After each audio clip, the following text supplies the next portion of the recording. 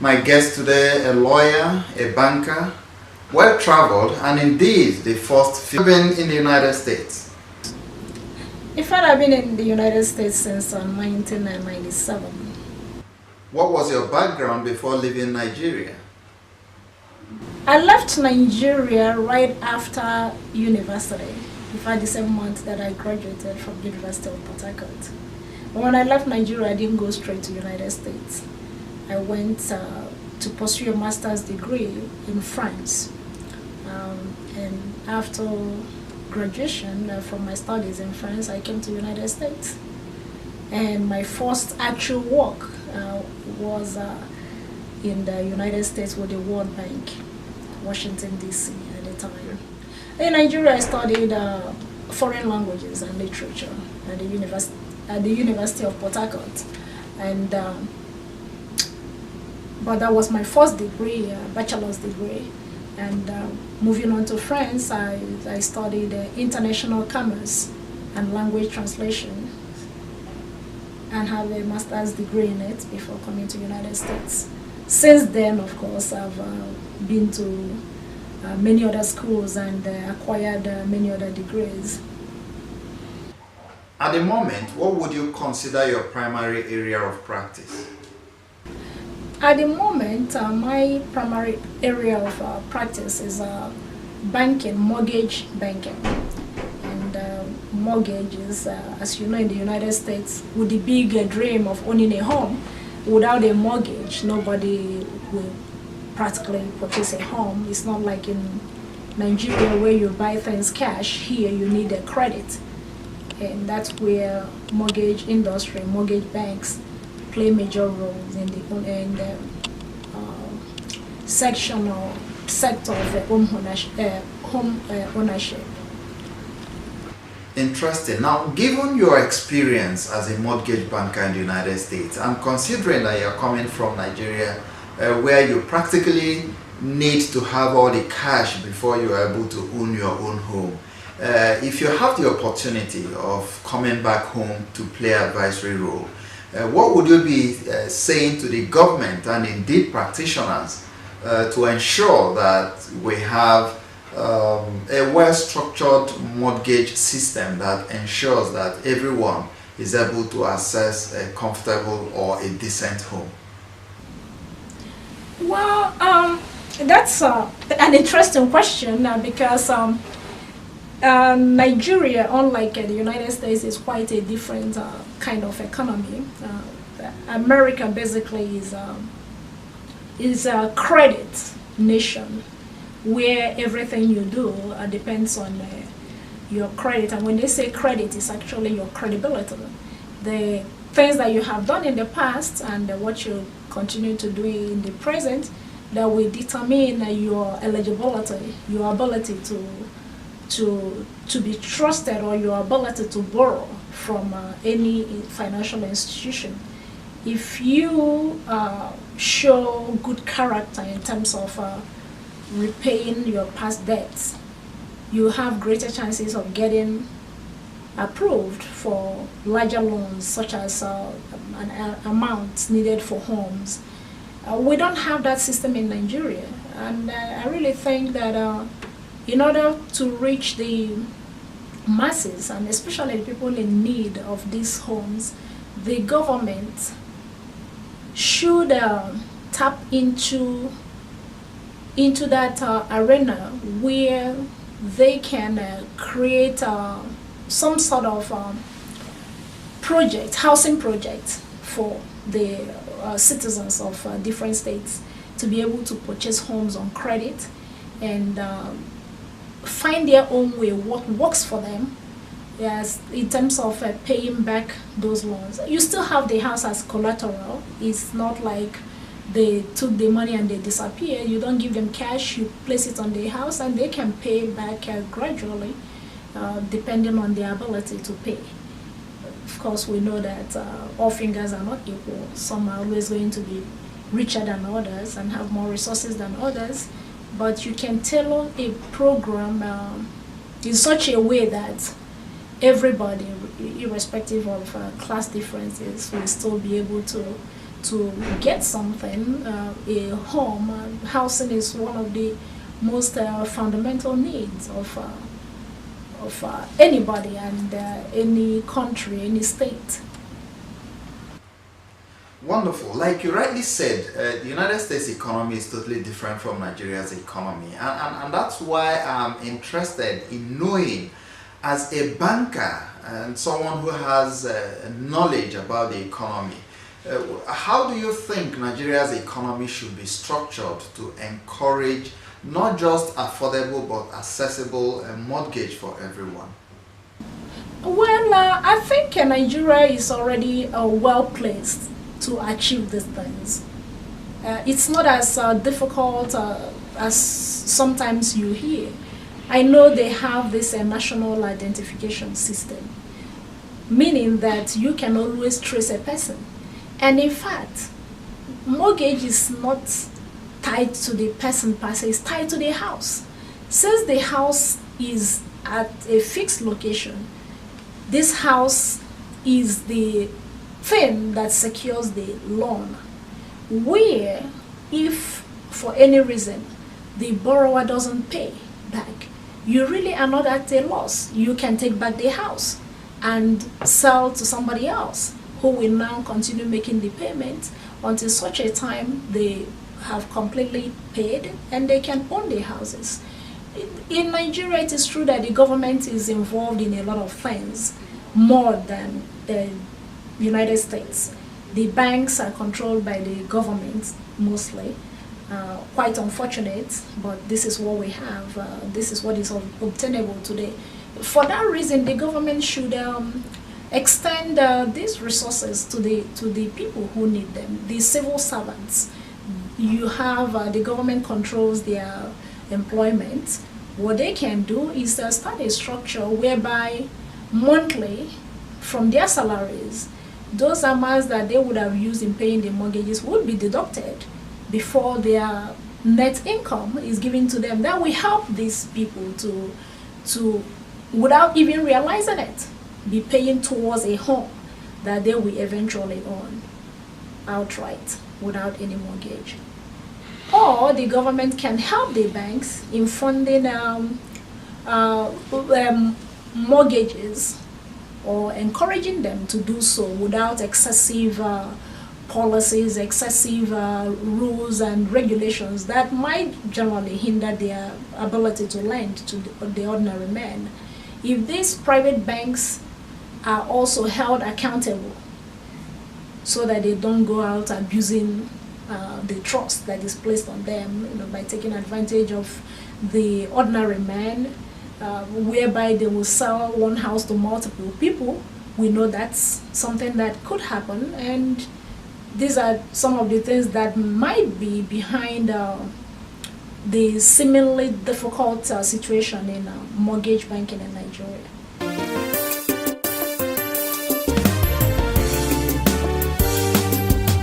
Chats with a professional. Oh, oh, oh, oh, oh, oh. A chats with a professional. With Martins Owood. A chats with a professional. Oh, oh, oh, oh, oh, oh. A chats with a professional. With Martins Owood. Do you think that Baba Obasanjo could be on the stage while these Boko Haram people are doing what they are doing? The objective of the private organization is slightly different from... Nigeria is the most important country of education, the collapse of culture in Nigeria. Even with cheating, we can't pass. We've not done enough. There's still more. Join us. And you'll never regret that you did. Now, can we digress a little? How did you get involved with the Enugu Association in the US such that you eventually became the first female president? Well, how did I become involved? I'm from Enugu State.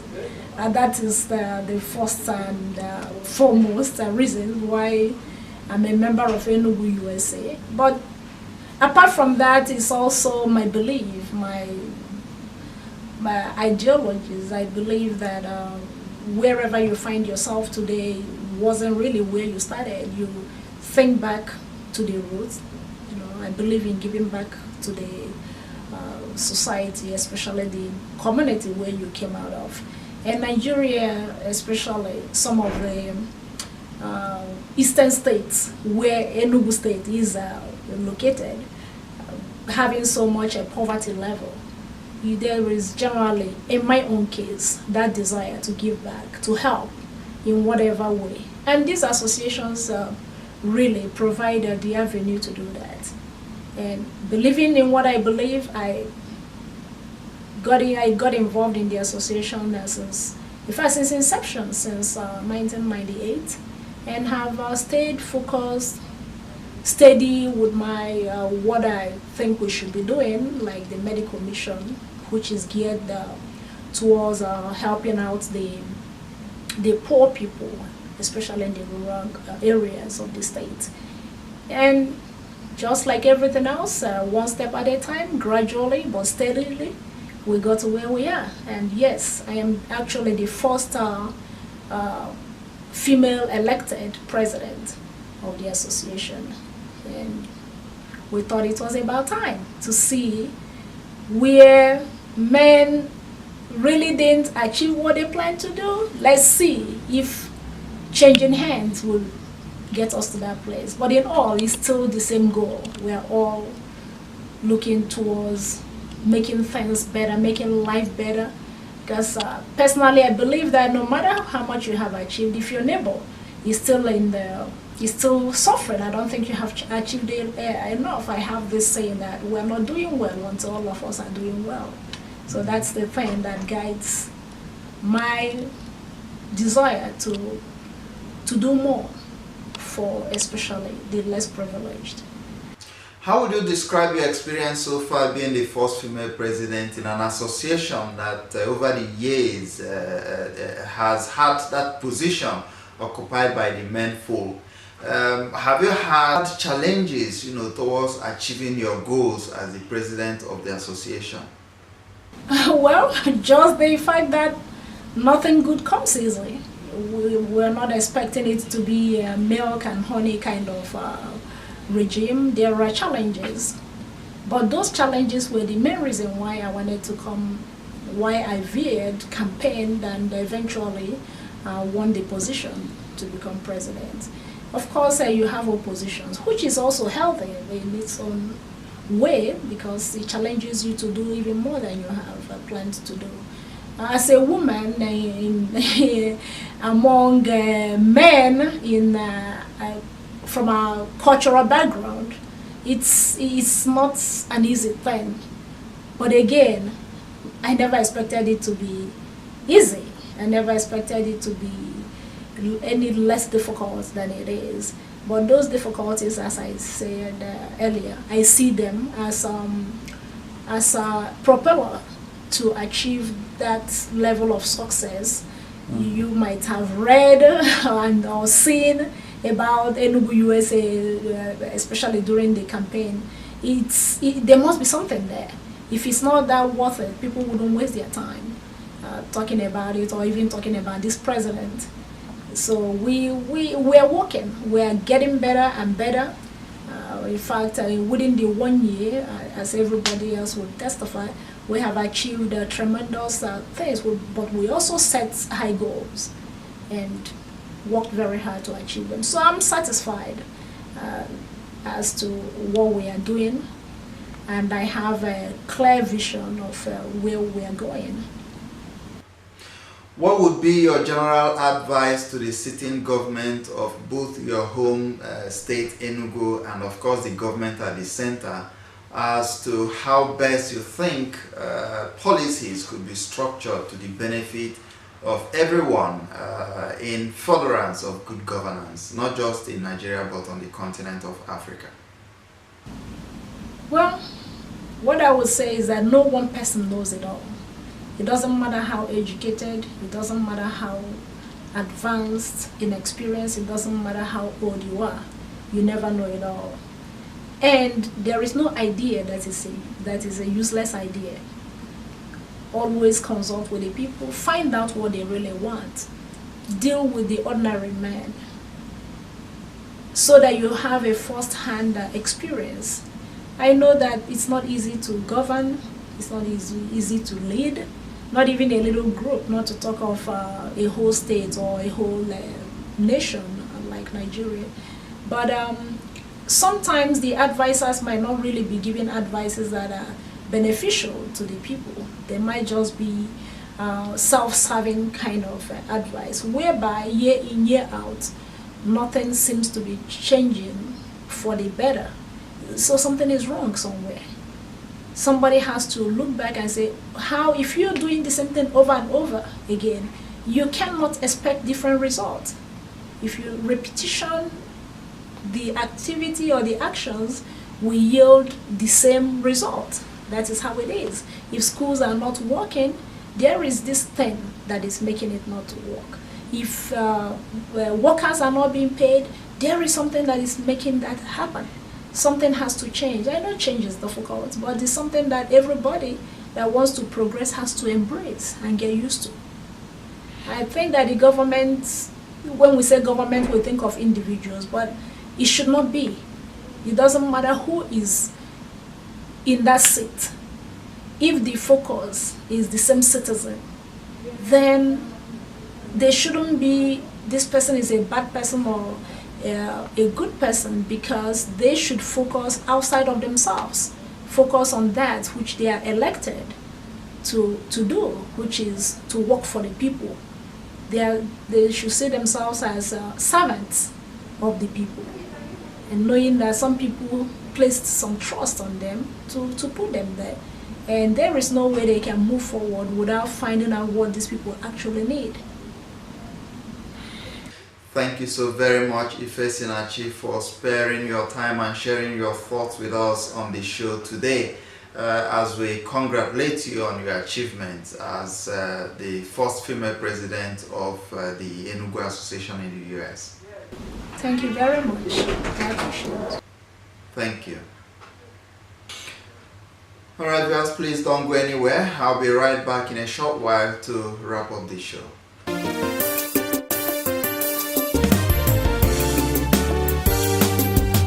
Chats with a professional. Oh, oh, oh, oh, oh, oh. A chats with a professional. With Martins Ugwuonye. A chats with a professional. Oh, oh, oh, oh, oh, oh. A chats with a professional.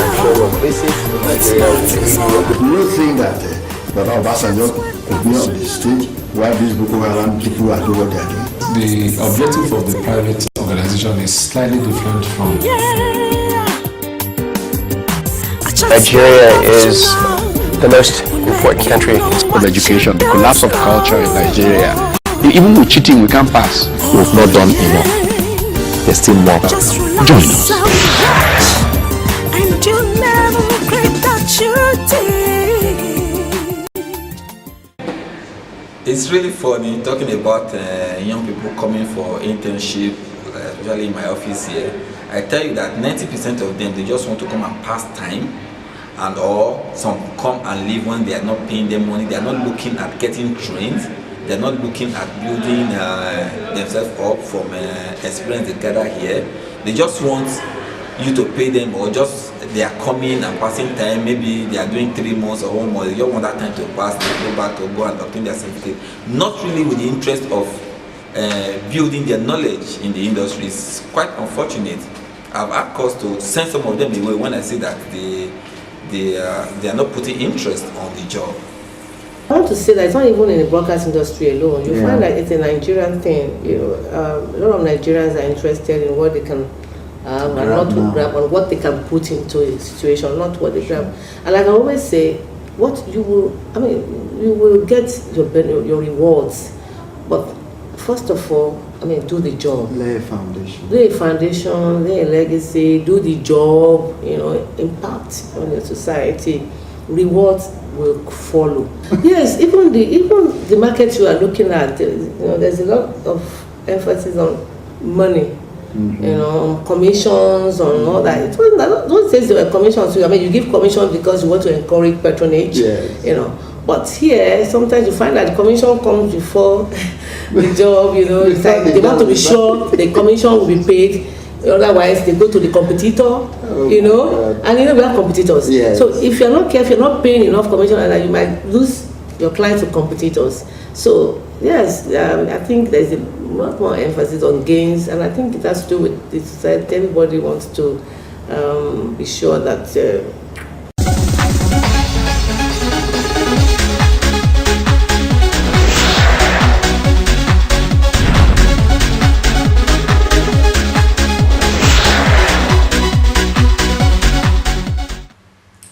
Well, that's much time would permit on the show today, Chat to the Professional. Come next week, God willing, we shall indeed be having another professional come talk to us about an issue of either national or international importance. But till then, I remain Martin Sobu saying stay blessed, and I'll see you again.